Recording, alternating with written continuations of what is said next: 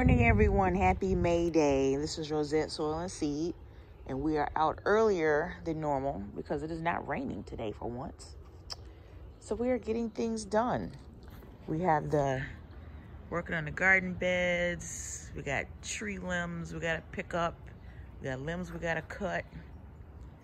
And, of course, there's soil to be used. All right. So the first thing we are doing this morning, this is the raspberry with the blackberry bush. And we got lots of new leaves on there coming down the vine. Now what I'm going to do is I'm going to trim off all these old brown leaves, because right next to those brown leaves are new sprouts. So we're going to trim that up, cut off these dead pieces here so that the tree or the little plant will have a little strength to take care of itself and continue to produce new foliage. Hopefully soon fruit. All right, so that's what we're doing right now.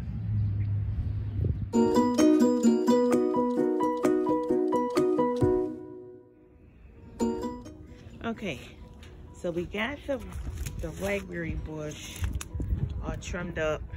Looks nice. And I staked it up because that part was dragging on the ground. So we got that done.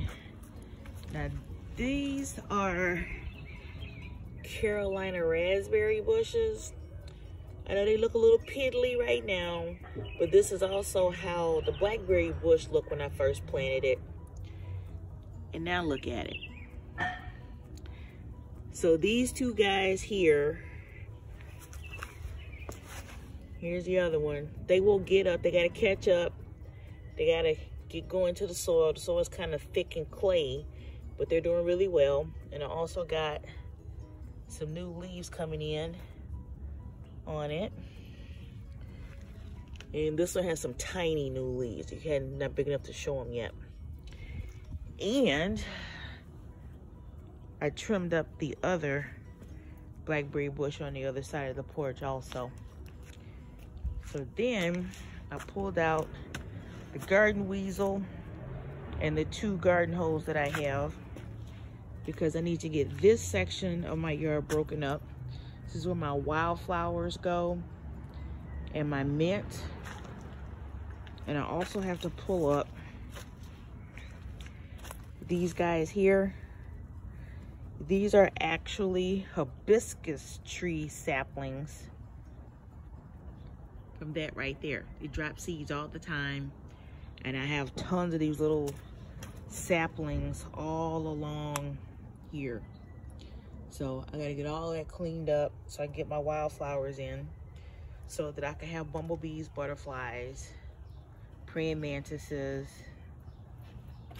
and unfortunately wasps and hummingbirds. They all pollinate the garden, which makes the food grow. So we'll get started on this and we'll be back and see how far I get.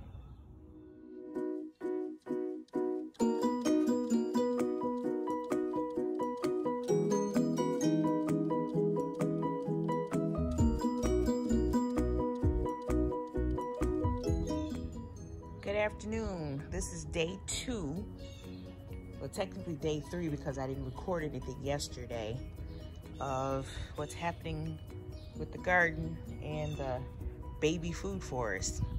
So if you see here, I have paper bags here. I'm going to take these and put them into the bottom of the garden beds to help them compost. So that's what I'm going to do with those. I already have my leaves in here. Let me show you what that looks like. I already have my leaves in here for the most part. So you can see what's happening with that. And the other bed here has leaves. This is the other bed. This one is going to be my sweet potato bed right here. So we gotta rake this stuff out and transfer some leaves from the bigger ones to this one. I also planted my sunflowers. Let me walk you over here to that. Cleaned up all the leaves that were over here. Just gotta get rid of that bucket. So here, I planted sunflower seeds yesterday, and I have this chicken wire over it so that the squirrels can't get to it, because they like to come in and they like to dig up seeds, anything else they can get their little grimy paws on. So when these start to pop up, I'm going to put some glass mason jars over them, because it's supposed to get back in the 30s during the night starting next week. So we're gonna do that. Also cleaned up another pile of leaves and sticks. And over here, I have my corn. And they're under here because when I planted them, again, I didn't want the squirrels digging them up. Get into the shadow there so you can see. But this is what the corn looks like. So I have one of these containers. So take the bricks off of here. Just lift this up. All right, I hit a button and turned off the camera. But this is a corn. I planted 5 plants. Corn here. Step back so you can see. Did that so the squirrels wouldn't dig anything up. So these things are like little ovens out here. I need to put some of the other stuff on top of these. So yeah, so that's what's happening today. I'll show you this. These are my potato beds here. These are 3 by 3, I think they are. I know they're like 18 inches deep, but I think they're 3 by 3. There's one. Here's the other one. And the potatoes have already been planted in these. And as you can see, the squirrel has been digging in this again, all over the place. But the potatoes are actually sprouting. When I took them out of that grow bag that the squirrels dug up, they actually had roots. And this is another bed. I'm gonna put my collard greens here because this doesn't get full sun, it gets a little shaded sun. So maybe my lettuce will go here because they'll bolt if they get too hot. So keep them in a little shaded area. But that's that. And then we'll take you over here. This is the other thing I was digging up on the first day of being in the garden. I dug up most of this. I dug up the portion that I needed so that I can plant mint or some wildflowers or something here to attract the butterflies. And I also dug up these things here. I know it looks like asparagus, but it's not. This is actually a weed that is very invasive. And this is what it looks like when they're young. They do look like asparagus, but that's not what they are. I don't know the name of this weed, but if you let this grow, you see that tree on the far left? That's what it'll turn into. There's the big tree on the far left, and the inside of that tree is actually hollow. It's very easy to break, which why we had part of it trimmed back.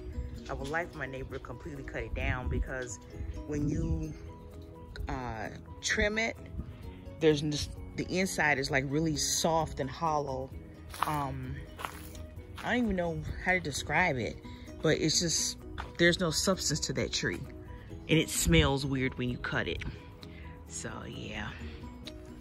And over here we have our other plants. We have peppers, we have onions. Now I grew everything over here from seed except for these two pepper plants here, the onions, the strawberries, and this tomato plant here were all purchased. Everything else that you see, I actually grew from seeds that I had that I got from Baker Creek. So everything is doing really well. Looks like we need to water some things, and we'll get that done. And yeah, so this is everything that's happening right now. This little tomato here. Look at this guy. I don't know what's happening with it, but these are the only 2 leaves that it has grown. And I don't know why, but it is super healthy other than the fact it only has 2 leaves. I don't know why. I really don't know why. And I got them, it's the same breed as one of the other tomatoes that's out here that has abundance of leaves. I don't know why that one just has these 2 leaves. And this is a Cherokee red tomato. It's an heirloom tomato. And I got those seeds from Baker Creek as well. But this is just one little tomato. I don't know what's wrong with it. But anyway, so we gotta, all right, the bags have been placed in each bed. And they have been wet down because the wind was super high out here. So got those so they won't fly off. And then we are starting to fill them up with potting mix, compost, blood meal, perlite, and topsoil. And then we're gonna fertilize everything in, mix it all up. Now the ink that's on these is soy ink on these bags, so it's non-toxic.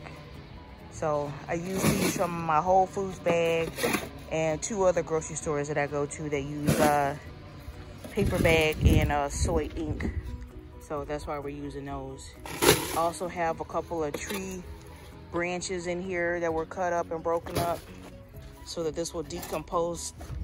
And when that does, then I'll be able to plant directly in the ground because everything will be nice and conditioned with the soil.